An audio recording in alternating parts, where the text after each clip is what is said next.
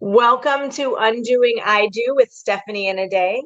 I'm Stephanie Hunnell, the owner of the Hunnell Law Group in Asbury Park, New Jersey. And I am Adela LaCheryl Dow, the owner of the law offices of Adela LaCheryl Dow in Staten Island, New York. Hey, Stephanie. Happy Thursday. Good, good evening. Happy Thursday. How you doing today? I am just fine. Today is my son's 1-year-old birthday. He is a big boy now. Yeah, I saw the pictures. He's so cute. Thank you. I'll send you some pictures of him with the frosting. This was his first bite of cupcake and sweet. So he was just, it was too funny. He was Did he sucking go on the nuts cupcake over like the it was a sugar? bottle. Huh? Did he go nuts over the sugar? No, he's still hopping around. You know, he's busy. He's still hopping around, child. We'll see. We'll see what happens. I don't know if I'm ready for tonight. You're not getting any sleep. Oh, goodness. We have a great topic today. We are going to talk about whether it's worth it to be arguing in a divorce case. And what we talk about with that is, what's your return on investment on the argument? Yep. What's the ROI on the argument? Yep. So I think a theme throughout all of our episodes, we kind of throw in there how clients can save money, what the actual costs of divorce are and actual litigation. So I think this kind of ties everything in and brings it all together. And we were kind of chatting before we got on the live, but I think you have an example of when it's not worth arguing over and you could be saving your client some money, or your client can save themselves some money. Yeah, we both talked about examples that we had, Yep. and mine was with respect to a client who was on her third lawyer by the time she got to me.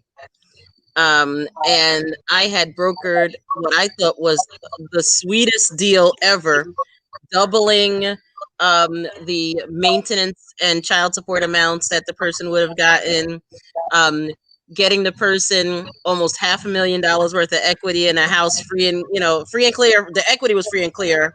The 500 was, but there was a $300,000 mortgage on the house. But the house was worth 800. And the sweetheart of the sweetheart was, because I'm a car person, Stephanie, a huge car payment allowance a month, $1,500 car payment. I could see myself now in my AMG, whatever. Like, I don't care which Mercedes it was, I would have it. And essentially, this person was going to wake up with an amount of money every month that was double the national average salary, right? Yeah. That's her monthly monies on an annual basis would have doubled the national average salary in these United States. And the person wasn't happy with it. And fast forward to attorney number 5 now. The person realized that they probably should have just taken the deal and reached out to me and said, wow, I really should have taken that deal. But that was thousands of dollars later, because, somebody thinks it's worth it to show him or her and go through the fight and take him or her for everything they've got. Well, sometimes when you do that and you look that gift horse in the mouth, the gift horse bites you. Yeah. Sometimes you argue yourself out of a really good deal. Again, what my example, I was a pretty young attorney, and I had one of my very good friends who's also an attorney on the other side of the case. So we trusted each other enough to know that we were going to be giving straightforward positions, and we didn't have to, backtrack. And we just had that level of trust, and we worked together. Neither one of our clients were totally happy with the deal, which in my mind means that we did our job correctly. It wasn't like we weren't doing our job and giving the house away and giving all of these things away. But our clients were not happy with us. They were just unhappy because we had settled the case so quickly. Everybody told them divorces take forever. We settled it within a matter of months instead of a matter of years. But they were W-2 employees. There was nothing very complex about their case. My client was a police officer and had a pension, and he wanted to keep it. I had very candidly advised him up front, you're not keeping your pension unless you're going to give away something for it. You don't just get to keep it because you want it. You have to That's bargain right. something for it. And we crafted a deal that was going to give him more of his pension, and that made him happy, give her more of the house, which made her happy. Ultimately, it didn't make either of them happy because I got fired. He went with another attorney who promised him that he would be able to keep his pension, which of course he did not get to keep his pension at the end of the day, because you don't get to do that. Right. And he ended up paying a lot more money, because I spoke to him, and it was, I think after he left me, when I had seen him, he said he spent about $40,000 in attorney's fees, arguing over arguing over stuff that was after I feel like we resolved his case, and pretty consistent with what we had resolved his case for. So, you have a good deal, you argue yourself out of it because you want to fight with your spouse. Sometimes you need to just stop arguing, choose your battles, and realize that it's not in your best interests. That's right. That's absolutely right. And I mean, listen, you and I have had cases where I'll tell you, my daughter is 7, right? I've had cases where people remember me being pregnant, my clients, and coming back for something, or I don't have a case that just wasn't done, but I'll have a case that comes back on post judgment, and you're like, Right. this really shouldn't even be an issue. Why are we doing this? Why can't somebody just pick up the phone and say, look, I lost my job, or whatever, and I need a modification, or that Sally is going to cheer at this particular place and we can't sell the house right now. Instead of working with each other or accepting a great deal when they get it, there's this propensity, there's this desire to want to be vindicated for whatever happened that caused the breakdown of the marriage. Right. And I really do believe, and I'm not a psychologist, but I really do believe that that's one of the catalysts, one of the fueling agents for people just feeling as though they have to fight. And Yeah. and it's really incorrect. And doing it doesn't help anybody but your lawyers. Yeah. And it's all you're doing is paying legal fees. Obviously, we're working, but and you have some lawyers who would just tell you whatever, like the person that you were saying your client went to, who just told them whatever to get the retainer and lied. And that's an outright lie. If somebody tells you you're going to keep something like a pension that you've earned during the course of your marriage, that is an outright. It's like, there's no really other way to say it. It really is a lie, because there's no way you're keeping the pension unless you're trading it for something else, which means you're not really still keeping it, because you're trading equity for equity. That's right. But or debts, and the same thing with debts. It's, you're trading something for something else. You're not just giving it up and getting it for free. I have had cases where people have cheated on their spouses, and they tend to give a little more at the beginning because they feel that level of guilt. Yes. I also represent a lot of same-sex couples where they were in a heterosexual marriage, and they realize they're gay, and they have a level of guilt where they end up giving up more than they are required to. But that's something that they're doing because there's a decision to do that. It's not, in your normal case, your normal circumstance, you're going to be giving something up. So if your attorneys are telling you that this is what you need to do as a negotiating point, accept it, move on. Don't waste your money fighting over saving a pension that you're not going to get to save. So that's the thing, right? So let's talk about the guilt thing. So here's the deal. Sometimes people let their guilt get the best of them. Now, instead of throwing money at your former spouse or soon to be ex-spouse, you might just want to pick up the phone and make yourself a therapy appointment. You know why? Because a lot of the times when you're spending this money and giving this person this more money, they say to themselves, oh, wait, it's like the Polly want a cracker syndrome, right? Polly wants a cracker, now Polly wants another cracker, and Polly wants another cracker, and Polly keep wanting a cracker. And so, you can't, sometimes they take that guilt, and then they become insatiable with it, and they keep asking for more, and I call it you are creating a monster at that point. Mhm. Yeah. And you know what happens at some point, if you keep down that road, the person is going to wake up and they're no longer feeling that same level of guilt. And they're going to say, wait a second, now I'm just going to give you what's fair, because that's what you keep saying you Right. want is what's fair. So now I'm going to That's go right. back and we're going to rework these numbers and you're going to see what really is fair. And what I was giving you was more Absolutely. than fair on your share. Yep. Absolutely. And Yep. that's exactly what happened in the story that I was telling you before. The person was Mhm. getting a huge percentage more of support, a huge percent of more of equity in the marital assets, and then they ended up with what the law says is fair, which was, Mhm. I mean, it was hundreds of thousands of dollars less for this person, and they paid basically to do themselves out of a great deal. That makes Right. absolutely no sense. So here we go. Let's talk about the issue of trust, because you said in the beginning, you said you were in a adversarial relationship as an attorney with another adversary who you knew and trusted, Right. Mhm. and that's something that's extremely important. When your attorney says to you, look, we can trust this person on the other side, even though they're representing John or Sally, Right. but we've been doing this long enough. If we're in the community that we are practicing and regularly representing you, we've been doing this long enough to know whether Sally or Jim is a Shylark or whether they can be, Yes. negotiated with. And if we tell you that, you should really trust us enough to guide you Mhm. with respect to that. Right. Yep, absolutely. I've had worked with attorneys on the other side where I've gone through line by line with a property settlement agreement to make sure there was nothing additional put in. I mean, I'm going through these Yes. agreements anyway carefully, but I go through it like with a fine tooth comb carefully to make sure that there's nothing that's left out.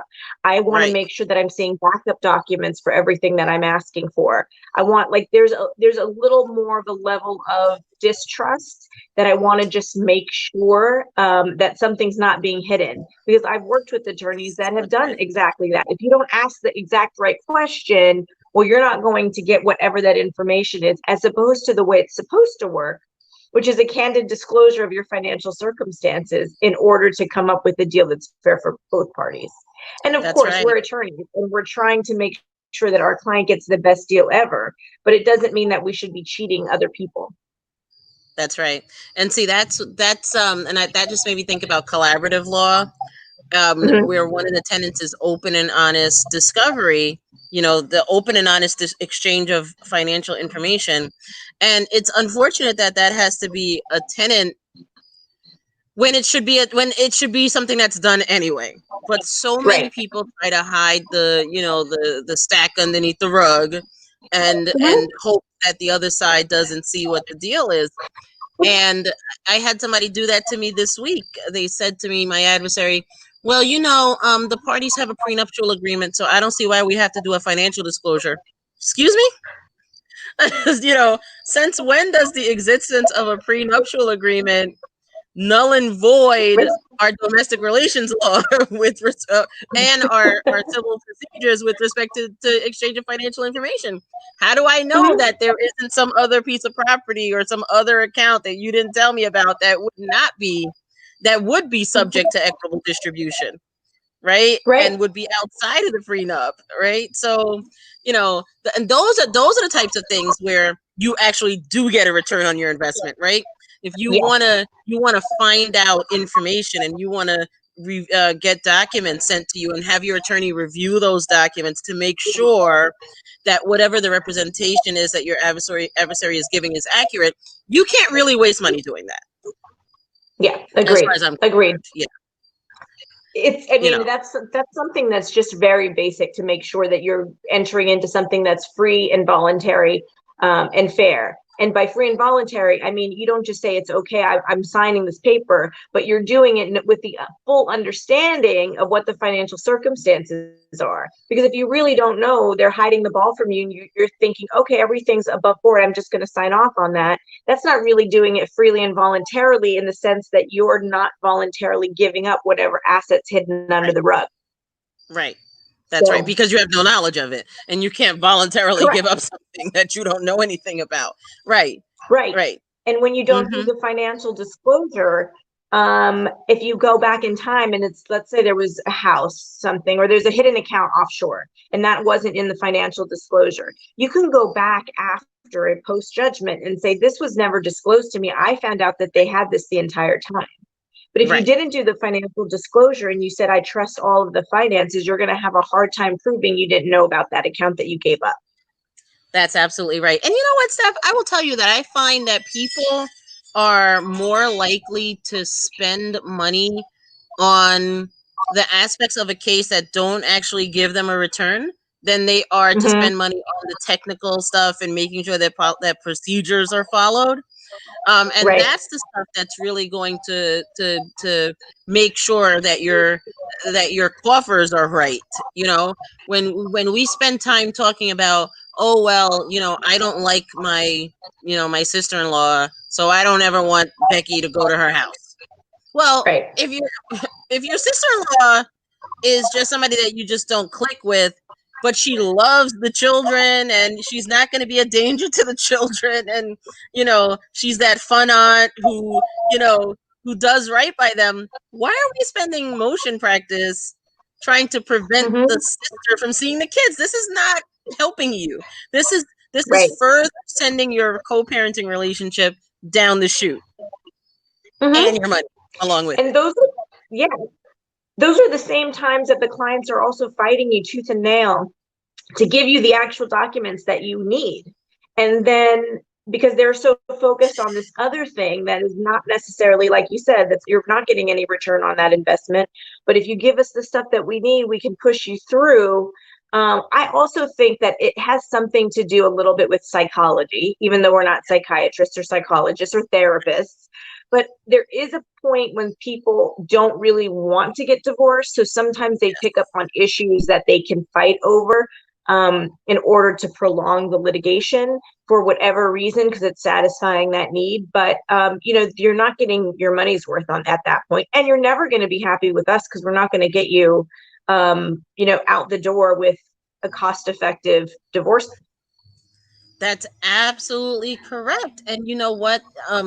We were talking about that before we got on. Sometimes people, I'll tell people, if they come into my office and I don't think that they are ready to get divorced, sometimes they look at me like I'm crazy. And I'm like, yeah, I know I make a living divorcing people, but this is not, I mean, I had a prospective client who was still vacationing with the spouse, like having a grand old time, but yet we're arguing about this, that, and the other. And I said, you know, if you're going to be hanging out in the Caribbean with this person, you might want to rethink your whole strategy here with this divorce. Yeah.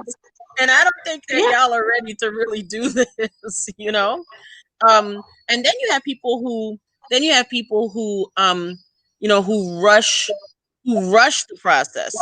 And that's an issue too with respect to return on investment. You talked about the people who can't trust that the process went so smoothly, and so now they want to blow it up.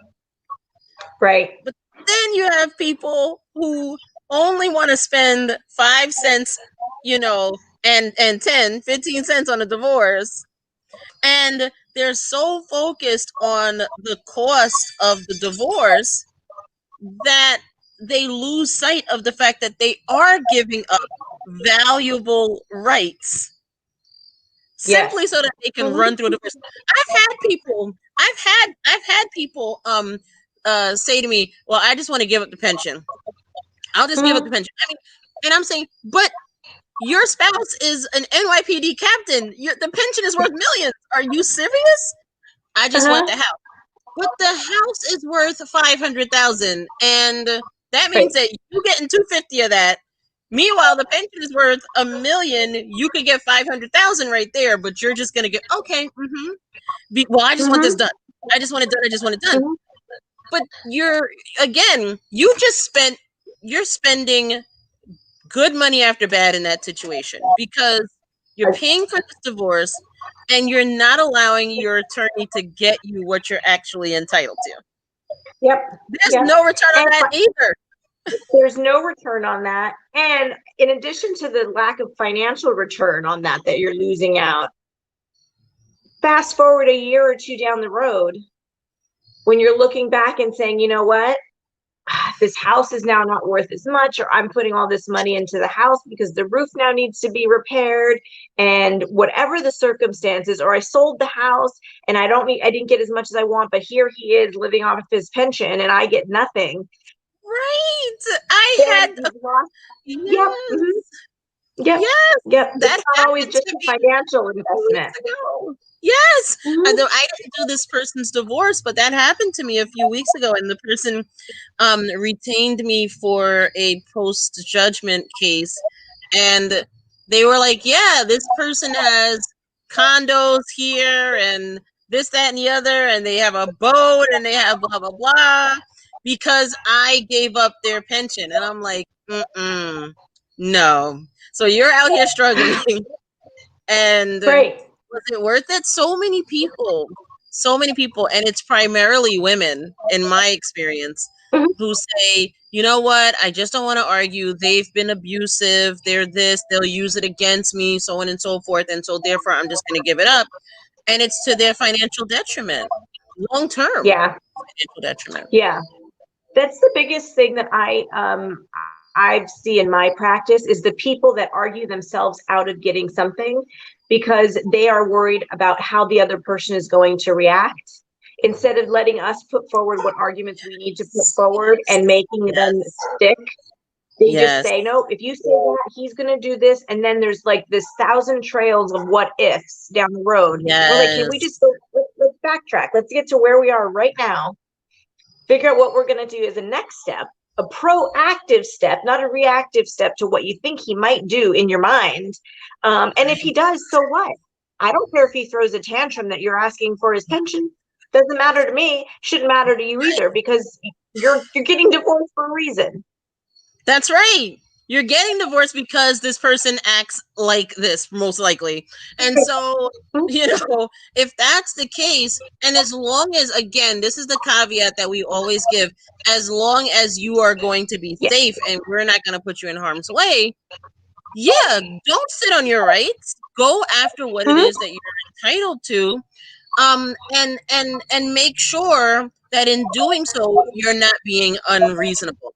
I personally believe that it is unreasonable for someone to think that they're going to give up their entire pension and still get equity in the house that's supposed to be whatever, 50-50 or whatever, and not have to pay alimony if they're the moneyed spouse.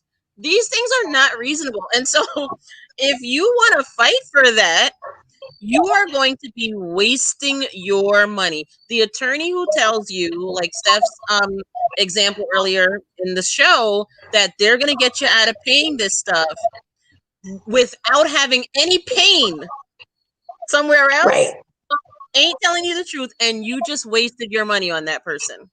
Our jobs are not to butter you up. Our jobs are to give you the actual factual analysis of what your situation is, and then to guide you through that in the best way possible. Yeah, absolutely. And I do know that sometimes I don't want to say let the client make a decision that's not necessarily in their best interest, because it's their divorce, in my opinion. And if they want to give something up, that's their decision. My job is to make sure that they understand the facts, they understand what the law is on their side, or it's not on their side, and then give my recommendation or thought process about where I think their numbers are going to land, or whatever the issue is going to land. If they choose to do something different than that, that's their choice. They know their life better than I do. But that's how I think you get value from an attorney, by listening to what their perspectives are, listening and letting them explain, not necessarily the law, because clients don't really care about the black letter law or the law, but they want to know how it applies to the facts of their case and how it's going to impact their life. That law is going to impact their life. So listen to that. And if you choose to do something else, that's fine, because you've still gotten a value out of that information. But if you're ignoring it for the sake of ignoring it because you think you know better, I think that's a fine line of making a calculated decision that you're giving something up versus thinking that you know better and you're just ignoring advice. Like, I know I'm going to get my pension because somebody else told me that I'm going to. Oh my And I keep gosh, coming back Bill. to that example, but It's because true, it's a but pretty Bill down clear-cut the street. example. Yeah, it's true, but Bill down the street's wife is not your wife. Jane down the street's husband is not your husband, okay? Mm-hmm. And you may think that you know a whole lot about Bill and Jane. Yeah. You don't know nothing about Bill and Jane. Yeah. Because Bill and Jane are going to give you the facts that are going to show them in the best light and are going to show them as being the victor and having run over their spouse when that probably didn't really happen. Okay. Yep. No, you have the Snapchat filter of Bill and Jane. When it's really like that movie. There was a movie with Nicolas Cage, I think. I think it was Nicolas Cage, where they like had this huge house and all of these things, and all of their friends wanted to be like them. And then it come to find out that their house was like double mortgaged. They ended up, he lost his job, and like after losing one paycheck, like everything was, the house of cards fell. They had hundreds and thousands of dollars of credit card debt. So you don't know what other people's circumstances are, and because they tell you they're getting something doesn't mean that that's because they're getting something of value. You don't know how much debt they've had to take along with that. Yeah. My mother would always tell me, I would say, oh, they have, when I was a kid, oh, this person has that and this person has the other. And she would say, baby, you don't know how they got that. And I would never understand it until I was an adult. What kind of sacrifices people have to go through to get whatever you think that they have. I was having this conversation this morning with another boss lady from Philadelphia, another attorney who has her own practice. We call each other boss ladies. Anyway, so and we were discussing this, and we were talking about, you might think that Jane has that Jaguar outside and everything's cool, but the Jaguar's on rental. She's 2 months behind on the rental payment. They're coming to repossess it next week. Yes. And she's just trying to figure out where she's going to get the money, to keep the tow truck from coming down the street. So you can't compare yourself to everybody else's situation. If you have a great attorney, who is being honest with you and who's moving your case along, go ahead and trust that process. Do what you need to do to get out of this so that the rest of your life can restart. Look, the benefit of going through a divorce is the metamorphosis that occurs afterward. You can't go into that new life with having this old stuff still trudging on behind you. Yep. And sometimes that means making some tough decisions and saying, I'm letting this issue go because I understand where it's going to fall anyway. I'm letting this issue go. Like, I'm not going to spend the money and fight, like you said, to make sure my sister-in-law is not seeing the kids, because overall, I just don't like her. But the kids love her, so why am I going to fight over that? Like, fundamentally, that might be a problem as a mother. You're saying, I'm going to control who my kids get to see. But you might want to let that go. And guess what? Your relationship with that person could grow and thrive. And at the bottom line is your kids' relationship can grow and thrive because they're going to have a more extended family, and that's to their benefit. That's right. That's absolutely right. And we can make that analysis equivalent to any type of effect scenario. You want to make sure that your spouse doesn't get any kind of alimony. So now we're going to go on a tirade. We're going to financially crucify somebody else when you can afford to give them whatever reasonable amount of money it is that they were asking for, right? I have a situation now where my client is wanting to get a credit. See, in New York, we do this stuff with credits on separate property and this, that, and the other. And even if money has been put into an account together, sometimes there's a reason why the person would get a credit. And we're talking about a credit that's in the hundreds of thousands of dollars, and the money came from the sale of a asset that my client owned prior to the marriage. Oh, well, because the person doesn't have the bank statements from 20 years ago, we're going to claim that that money's marital. What are you talking about? How else would the person have gotten this huge amount of money that they really never touched? You know? Mm-hmm. And so now my adversary is using the fact that banks have changed hands and the documents are gone, right? Because it's not Chase Bank that's been in business forever. This person Mm-hmm. is trying to find money from a bank called Dime Savings Bank, and I remember Dime Savings Bank when I was a little kid in Kings Plaza Mall in Brooklyn. And Dime Savings Bank hasn't been around for decades. But you know that this money came from that asset, but we're just gonna fight for the money. Right. Even though our marital pot is sufficient enough to cover everybody, we're just going to fight for the money because we're going to exploit the fact that Jimmy can't find a statement from 24 years ago. Mm-hmm. These are things that are not right. And not only are they not right, but they don't bring you any return on your investment. And they certainly are not going to be good for your mental health and your ability to move on. Look, you got to be a co-parent most likely with Jimmy. Yeah. You got weddings, you got grandbabies, you got graduations, you got all kinds of stuff. Yeah. And you have to. So, yeah. Yep. No, that's not. I'm just thinking back because I had something very similar a few years ago, and there was a husband who had got taken over his father's business. And so it was the father had run this business his entire life, essentially. And his son took this business over. And his son bought into the business, and he was working the business prior to the marriage. So he obviously bought into it before the marriage. So it was a premarital business. But of course, it was it was cash that exchanged hands. It was, a father and son. Right. The wife was adamant. Nope. This was all marital, 100% marital. We're like, nope, it's excluded. And we came up with dates. Luckily, my client was able to find it was like one of those letters that was typed they used to have the carbon copy and it was typed up on there was like a raise, the tape was raised, you could feel oh my goodness. He found this like in his paperwork that confirmed like the buyout schedule. Obviously there was no payments confirmed, but we were like, okay, well, this at least gets us through the door. She still wanted to argue, you can't prove that any of those payments were made before the marriage. We're like, it was crazy. Anyway, we ended up of course getting our percentage off because it was partially premarital, and we made those arguments.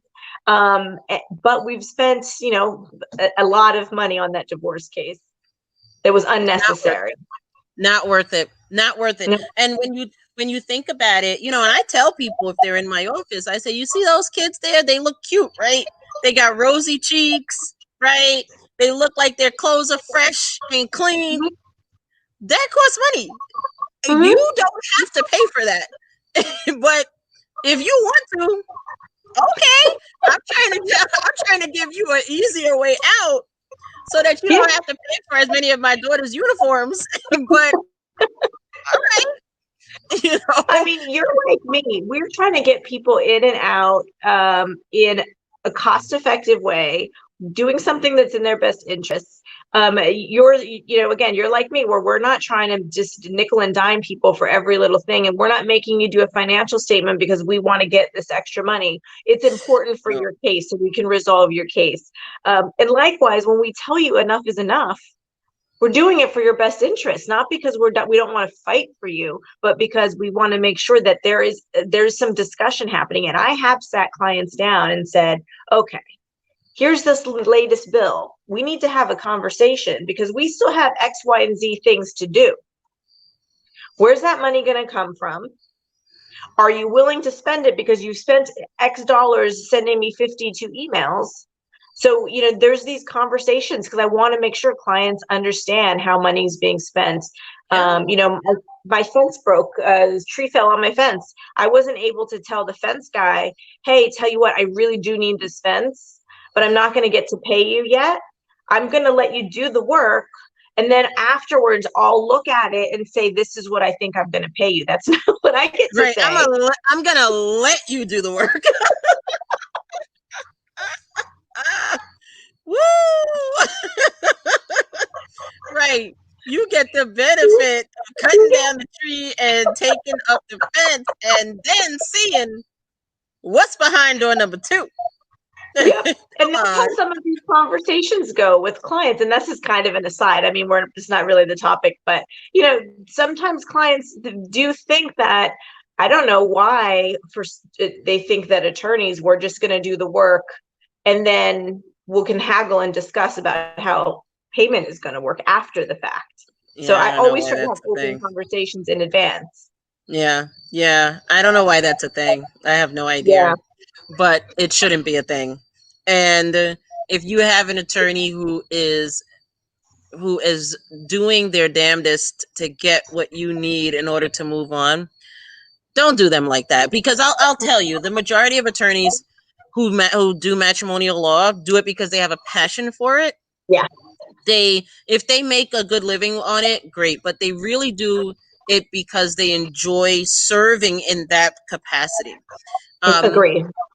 Yeah, and that person deserves as much appreciation from you pursuant to their retainer agreement with you as you deserve them to diligently represent you. Agree. So, girl, we have spoken about a whole lot today. We always talk about a lot. I hope We that do. We everybody, do. huh? I said we do. We really try to squeeze as much value in these, 30 or 40 minutes as we can. We sure do. And I hope that we are really coming to you and helping you in an area where you needed assistance. I hope that if you needed to hear this, that this video just pops up on your timeline so that you can start steering the boat along with your attorney in a fashion that's going to get you out of your divorce case as whole financially and emotionally as possible. Yes, agreed. Agreed. And I really appreciate all of everybody who stopped in to say hi. Thank you again for joining Undoing I Do with Stephanie and Ade. See you next week. See you next week, everybody.